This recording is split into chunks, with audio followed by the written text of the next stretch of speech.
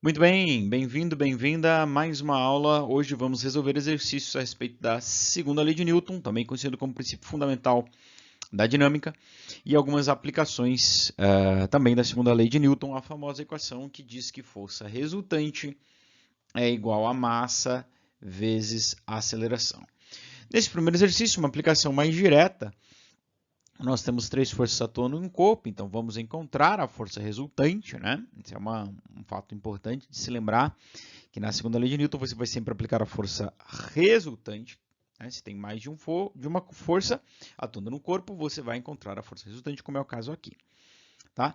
E o exercício quer que nós encontremos a massa desse corpo. E ele não deu a aceleração, mas ele deu informações sobre como que a velocidade variou, dizendo que o corpo saiu do repouso e atingiu 20 metros por segundo em 4 segundos. Então podemos facilmente calcular a aceleração deste corpo. Bom, então antes de jogar na segunda lei de Newton os dados, nós vamos fazer isso, calcular a aceleração e calcular a força resultante. Vamos primeiro já calcular a aceleração, trazer de volta à nossa mente a equação da velocidade média, tá? Ou da aceleração constante, que é o caso aqui, né? Uma aceleração constante, que diz que a variação da velocidade dividido pelo tempo, né? Essa razão aí, é justamente a definição do que é a aceleração de um corpo. O exercício diz que ele saiu do repouso, ou seja, velocidade igual a zero, velocidade inicial zero, e atingiu uma velocidade final, vamos dizer assim, né? Ou atingiu uma velocidade de 20 metros por segundo em 4 segundos, tá bom? Então, o que a gente tem? Velocidade inicial 0, velocidade final 20, opa, apertei sem querer a borracha aqui, velocidade final 20, tudo no SI, e o tempo 4 segundos, então também no SI. Então é só a gente jogar nessa equação aqui, lembrando que ΔV é velocidade final menos velocidade inicial, ok? Então fica assim, 20 menos 0 dividido por 4, isso fica 20 por 4, tá bom? Então essa aceleração aí é 5 metros por segundo ao quadrado. Ótimo. Então isso aqui é uma revisãozinha lá do movimento acelerado, né? Trazemos de volta essa equação aqui. Vamos então agora falar a respeito de como calcularemos a força resultante, né? Nós temos três forças atuando no corpo aí. Bom, o que a gente sempre vai ter que fazer nesses casos aqui, gente? Determinar a força resultante na direção vertical, determinar a força resultante na direção horizontal e depois aplicar o Pitágoras, né? Já que essas direções são perpendiculares entre si. Tá, ok? Então aqui nós temos na horizontal apenas uma força atuando, a força de 12 newtons. Então eu posso já de cara dizer que a força resultante na horizontal é 12 newtons. Problema resolvido.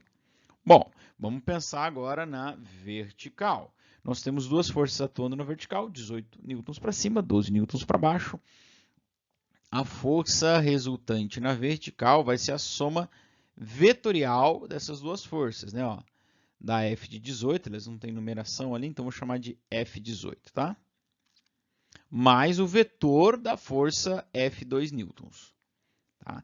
Agora, lembra que vetor é uma grandeza que precisa, então, da sua direção, levar em conta a sua direção e sentido. Então, por isso, quem tem sentido oposto tem que ter sinal oposto. Tá? Então, essa soma vetorial, como já fizemos outras vezes, vai virar uma subtração. Vai ficar 18 menos 12. Tá? E o valor da força resultante na vertical é 16 newtons. Tá? E a direção e o sentido dela é a direção vertical para cima, porque a força de 18 está na vertical para cima, eu chamei ela de positivo, o resultado deu positivo. Então, o resultado tem a mesma direção e mesmo sentido que a força 18. Rigorosamente falando, é isso. Agora, é claro que você pode pensar de uma outra forma, né? A força maior ganhou aí o cabo de guerra, tá certo? Ah, quem vai vencer? A força resultante, claro que vai estar para cima, porque a força para cima é muito maior. Então, vamos redesenhar agora este sistema aí, com as duas forças resultante da horizontal e resultante da vertical. Vamos para o próximo slide?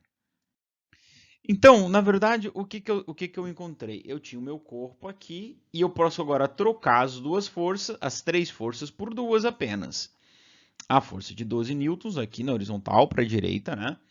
E a força de 16 newtons resultante da ação das duas forças verticais, tá? É a resultante da vertical, 16 newtons, né? E essa de 12 é a resultante da horizontal. Ok?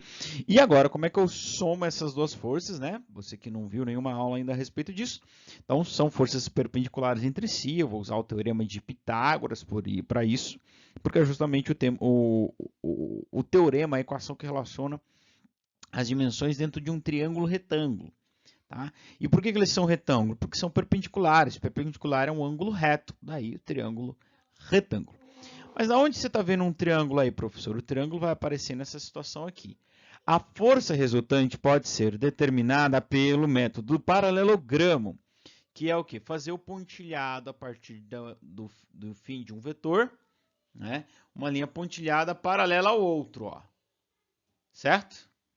Faça a mesma coisa lá. E aí eu traço o vetor resultante, tá? O método paralelogramo você aplica quando você tem essa configuração aqui, ó, da coincidência do início dos dois vetores. Início de um com o início do outro. O início de um está ligado com o início do outro. Então aí é só você traçar o vetor resultante do início dos dois até o encontro dos pontilhados, tá? Claro, não vai ficar perfeito o meu desenho aqui, tá? Vocês nem esperavam isso de mim, não é? Então tá aí o vetor. Essa é a vetor força resultante. Tá certo? Por que então que a gente usa o teorema de Pitágoras? Porque se você pensar que você pode deslocar esse vetor 12 para cima, você forma um triângulo retângulo, ou deslocar o vetor de 16 para cá, na vertical, né?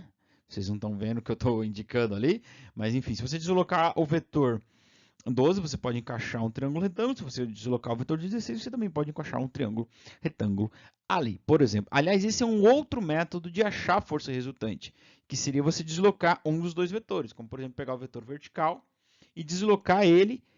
A coincidência aqui é de início com início, né? Eu vou deslocar, andar com ele até que coincida o fim, então, do vetor de 12 com o início do vetor de 16, né? Como eu costumo dizer, a pontinha com a bundinha para dar o encaixe ali.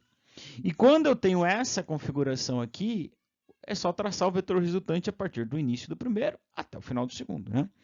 Que coincide, claro, com o que já está em a linha azul, que já é o vetor resultante que foi determinado pelo método do paralelogramo.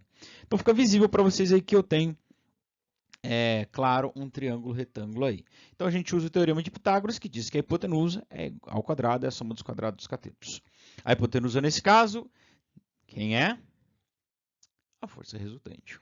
Tá? Então, a força resultante ao quadrado é a soma dos quadrados do cateto. Aí tem aquela história do cateto oposto, cateto adjacente. Para este caso nosso aqui, não faz diferença quem é quem, né? Porque a gente vai somar os dois mesmo, então não faz diferença. Tudo bem? A ordem aqui. Bom, então a força resultante é 12 ao quadrado mais 16 ao quadrado. Tudo bem? Então, 12 ao quadrado, 144, mais 16 ao quadrado, que vai dar 256, certo? Tá? E 144 mais 256 é igual a 400. Claro, essa não é a força resultante, essa força resultante ao quadrado. Eu vou calcular a força resultante quando eu extrair a raiz quadrada desse valor, ou seja, extrair a raiz quadrada de 400. Né? O quadrado vai na forma de uma raiz, são operações inversas. Raiz quadrada de 400 mais ou menos 20, como eu só estou preocupado com o valor da força, é 20. Por que só estou preocupado com o valor? Porque a direção e o sentido eu já determinei quando eu desenhei o meu vetor resultante, que está ali em azul, para vocês, certo? Bom, pessoal, então agora tranquilo, vamos voltar para onde? Para o centro de tudo, que é a segunda lei de Newton, força resultante igual massa vezes aceleração. Lembrando que nós calculamos a aceleração, que deu 5 metros por segundo, e agora acabamos, né, no último slide aí, de calcular a força resultante, que deu 20 newtons. Então é apenas substituir esses dois valores, tá? Na segunda lei de Newton, né? A força é 20, a massa é o que o exercício queria, a aceleração é 5. Para isolar minha incógnita, que é a massa, eu vou passar o 5 para o outro lado, ele vai inverter a sua operação. Se o m estava multiplicado pelo 5, o 20 vai ficar dividido pelo 5. 20 dividido pelo 5 é 4. No SI, 4 quilogramas. Certo? Então tá aí a resolução de mais um exercício sobre a segunda lei de Newton.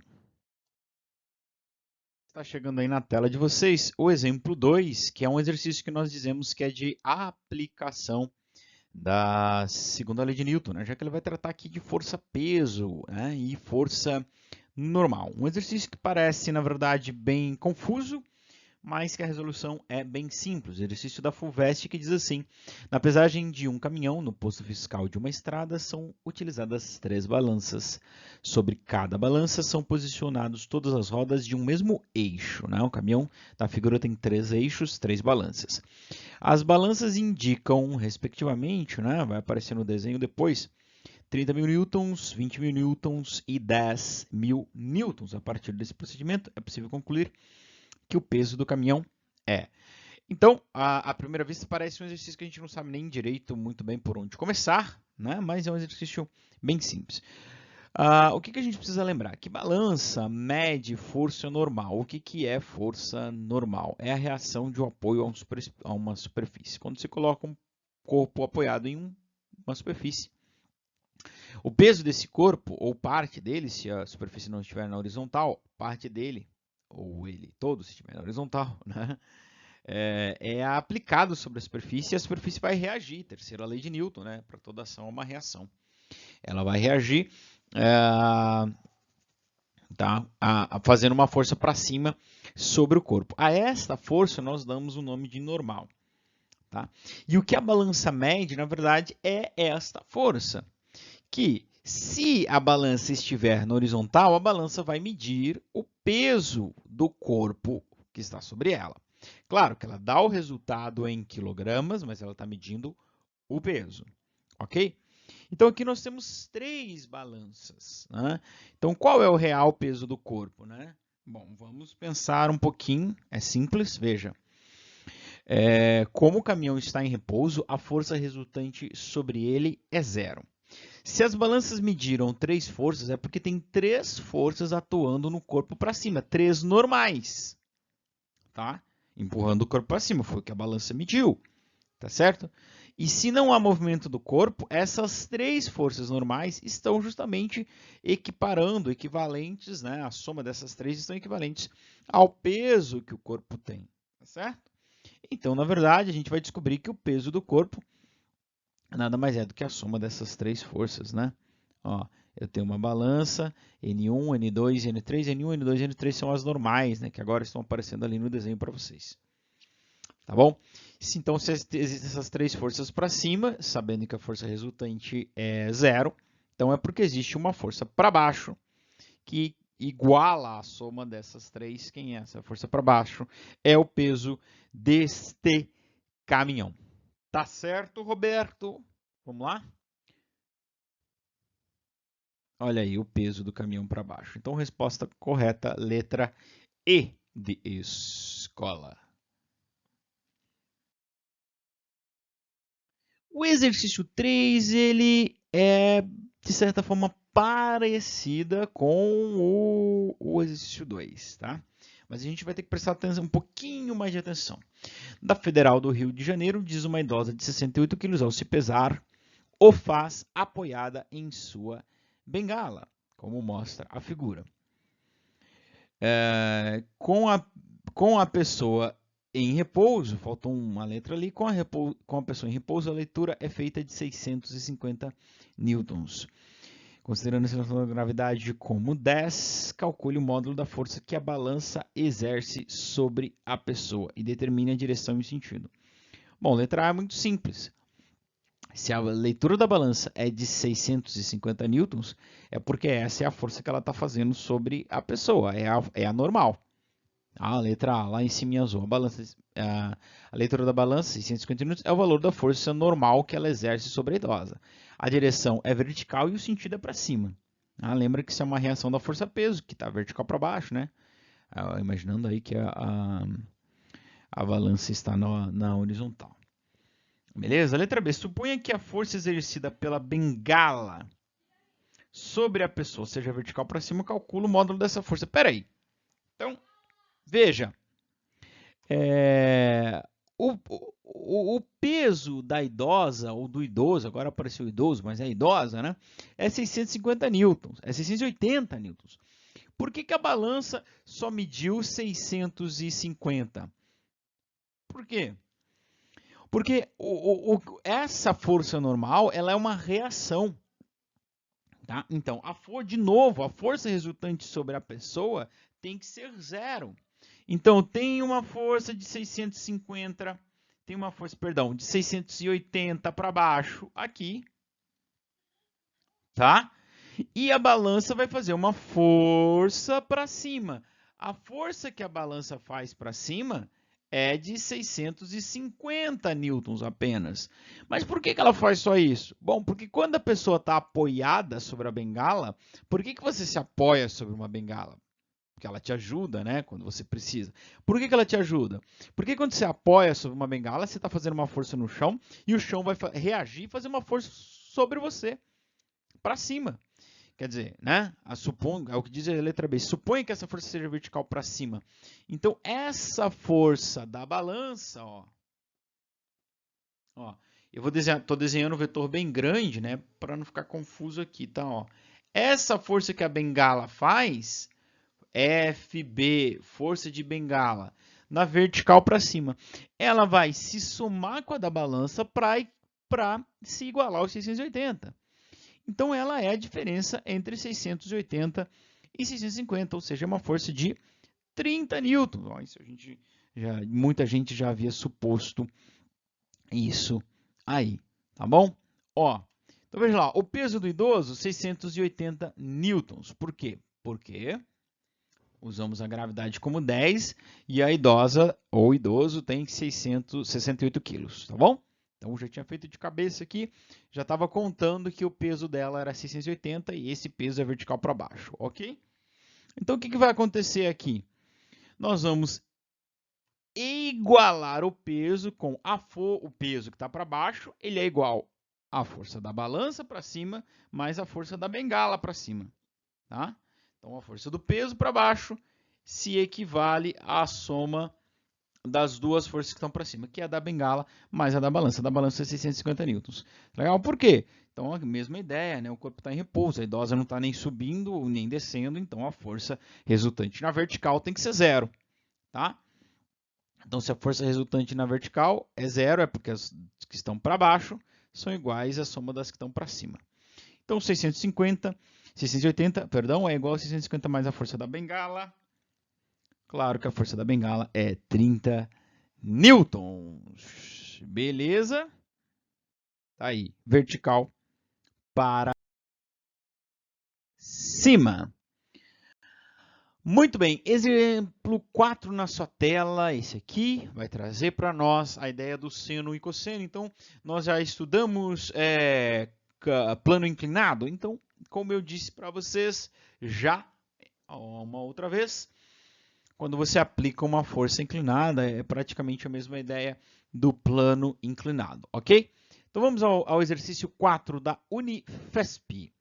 Suponha que uma comerciante inescrupulosa, ou um comerciante inescrupuloso, né, aumente o valor assinalado pela sua balança, empurrando-a sorrateiramente o prato para baixo com uma força de 5 newtons na direção e sentidos indicados na figura, ou seja, com um ângulo de 37 graus com a horizontal. Tá? Com essa prática, ele consegue fazer com uma mercadoria de massa 1,5 kg seja vendido por essa balança como se tivesse 2 pontos, 3 kg, 2,4 kg, 1,8 kg, etc, etc. Bom, aí nós temos os dados ali. Seno de 37 graus, 0,60, cosseno 0,80 e a seleção da gravidade como 10. Ok? Bom. Então, a primeira coisa que a gente tem que fazer aqui é a decomposição dessa força F. Por quê? Porque a força que de fato vai atuar, né, na balança, alterar a medida do peso, eu devo ter uma imagem melhor, nós já vamos para ela, mas a força que vai atuar ali, alterando o peso, não é a força de 5 newtons, tá? Essa força F aqui é a componente vertical dela, ó. Tá? Como nós já fizemos no plano inclinado, nós vamos ter uma componente Fy e uma componente aqui Fx.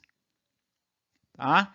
A componente Fx, tá aí que estou colocando agora na tela para vocês, já que ela é perpendicular à balança, ela não vai alterar em nada a balança, tá ok? Não vai alterar em nada a balança. Apenas a força Fy.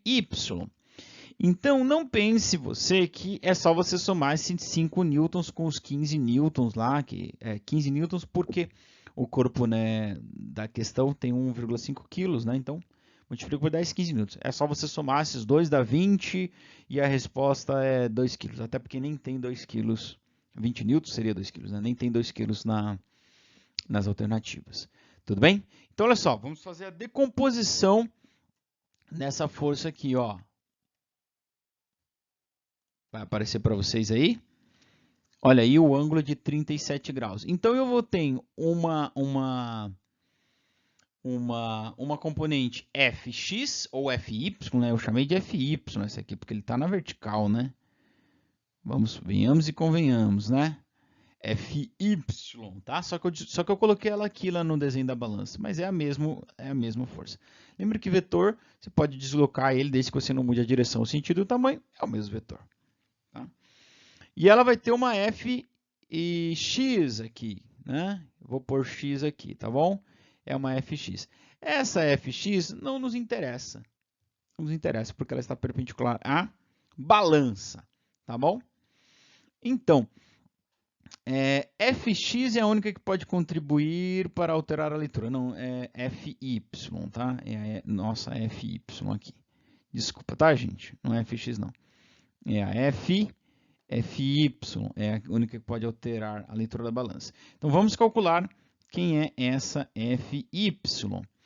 Veja que eu trazendo a força horizontal aqui para cá, ó, nós temos de novo a formação do triângulo retângulo, ó.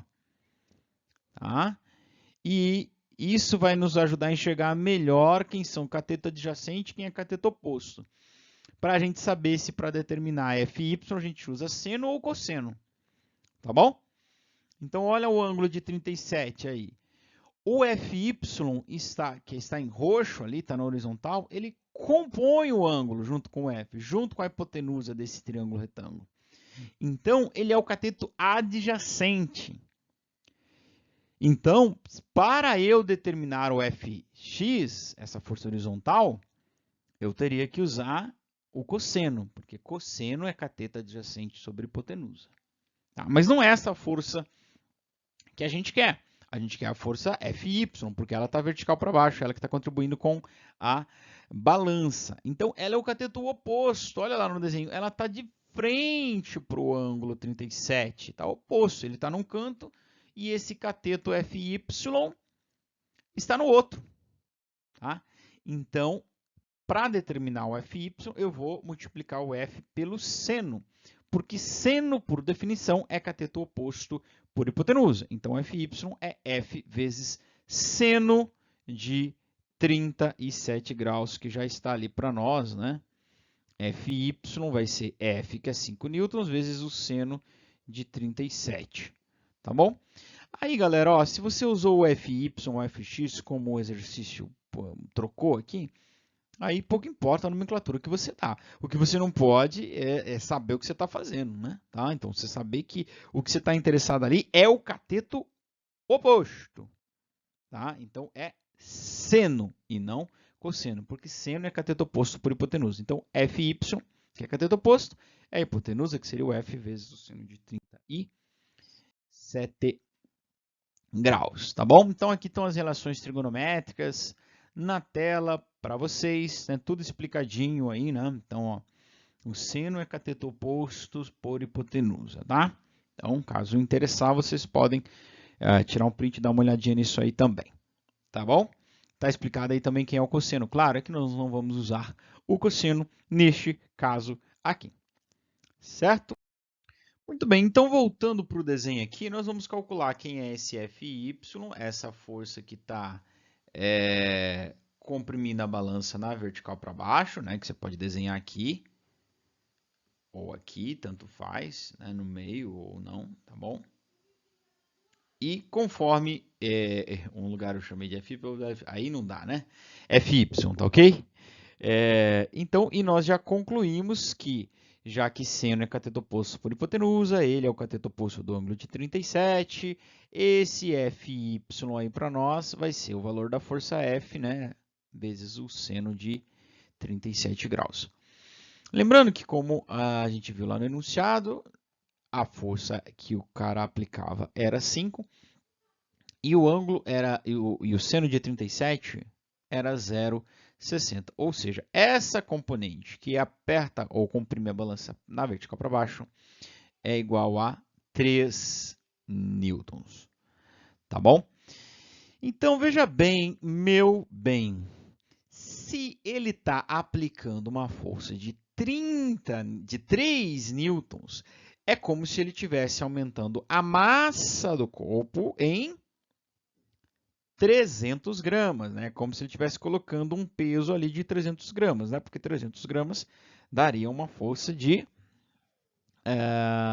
3 newtons, né? Porque 300 gramas, divide por 1000 para virar quilo, 0,3, vezes 10, que é a aceleração, 3 newtons. Então, o que ele consegue acrescer com essa força de 5 newtons, tá? É 300 gramas ao produto. Tá legal? Então, aqui a gente pode ver a resolução do exercício. Só toma cuidado que está invertido, que a gente chamou de fx com fy, né? Mas vamos lá, ó. Deixa eu até fazer questão de pôr na tela para vocês, invertido aqui, ó. Então, esse aqui é o fy e esse carinha aqui é o nosso fx, tá? Seguindo com a resolução, então... Tá, então esse é o mesmo slide que vocês já tinham visto lá anteriormente, né?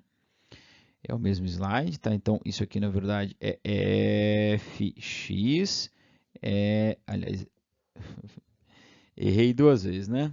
Fy e fy, tudo bem? Então como é que a gente vai calcular o fy?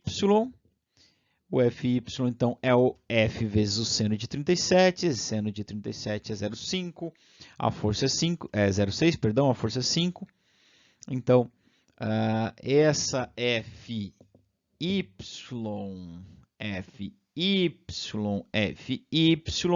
é 3 newtons, tá bom? Então, aí o que ele vai conseguir acrescentar na balança?